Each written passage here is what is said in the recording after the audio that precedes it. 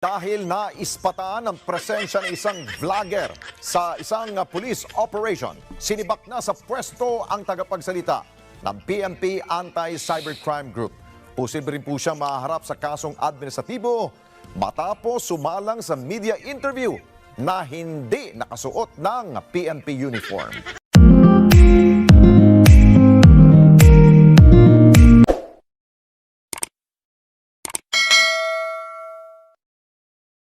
Dahil naispatan ang presensya ng isang vlogger sa isang police operation, sinibak na sa pwesto ang tagapagsalita ng PNP Anti-Cybercrime Group.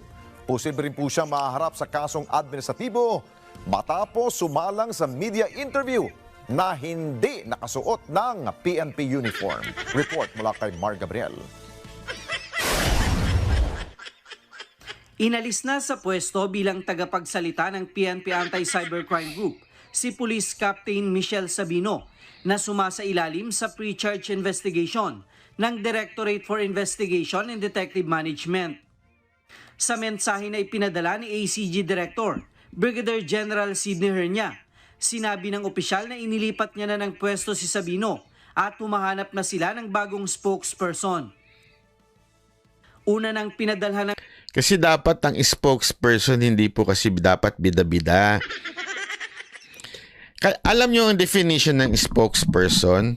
Hindi siya nagsasalita ng sarili niya. Spokesperson nga siya. Ibig sabihin ko ano lang yung mensahe ng opisina, yun lang ho yung sinasabi niya. Kung ano yung mensahe ng boss niya, yun lang ho yun. Hindi gumagawa ng sariling lakad. Kaya nga no comment. Tuloy. Ang memo ng DIDMC Sabino para magpaliwanag kaugnay sa kontrobersyal na operasyon sa lending company sa Makati City kung saan umalma ang pamilya ng mga empleyado. Ipinahiya at hinusgahan daw kasi sila ng vlogger at kilalang online bully na si Rendon Grabe Labrador naman. na isinama nila at nag-live pa sa nasabing operasyon.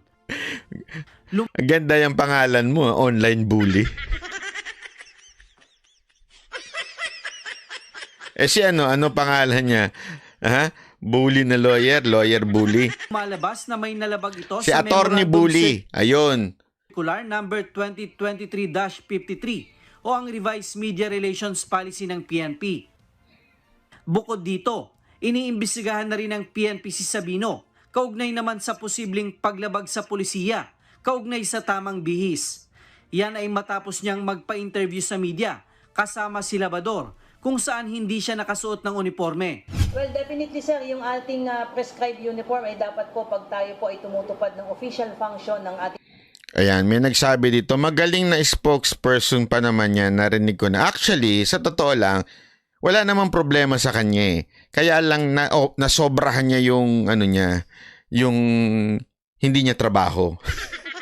Katulad nung pupunta doon, tapos kasama yung vlogger. Hindi niya kasi hindi niya linya yun.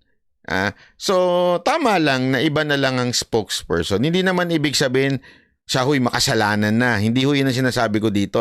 O siya ho ay na. Kaya lang, meron talagang binabagayan ang ang pagiging spokesperson. Tulad nito, ito parang parang kung ano yung sinabi lang, yun lang yun. Yun lang yung kanyang sinasabi. Hindi siya sumusobra kahit pigain. Minsan pinipigayan ng media. Ang spokesperson, parang si Attorney Cruz Angeles, Attorney Trixie. Si Attorney Trixie, ganyan yan eh. Kung ano lang sinabi sa kanya, yun lang sasabihin niya. Kung ano lang yun. Halimbawa ng hindi bagay sa spokes, si Roque. Si Roque kasi medyo opinionated. So, minsan, yung kanyang mga bitaw minsan nasosobrahan. Hindi pang spokesperson. Magaling. Walang problema doon. Matalino, okay. Maraming alam, okay. Ibang posisyon, magaling. Doon siya. Pag spokesperson, iba kasi ang definition niyan. Kaya kang spokesperson, meron ka lang sinasabi na according lang sa boss mo. Ang opisinang nire-represent ay dapat po ay naka-uniforme po tayo. Ang paglabag sa tamang bihis ay may katumbas daw na kasong administratibo. Ipapakating po natin sa concern na PNP office para makapag-conduct po ng validation at kung kinakailangan pong pag-explaining sila ay gagawin po natin yon at bigyan nyo lang po kami ng mga ebidensya to support our Tinan mo nga naman, ano, dahil dito kay kay Rendon, ano. Rendon kasi, alam mo, yung sinasabi mong public service, hindi bagay sa'yo yun. Pal ka eh. Bully ka eh. Ang dami mong binuli na hindi naman dapat bulihin. Payag ako dun sa iba mo mga binubuli, pero dun sa sumusobra ka na eh. May mga binuli ka na nanahimik eh. Yung basta lang makaharap siya na mabubuli, ginawa niya. Masama yun, wag ganon. Pati si Michael B. Buti di ka pinatulan. Diba?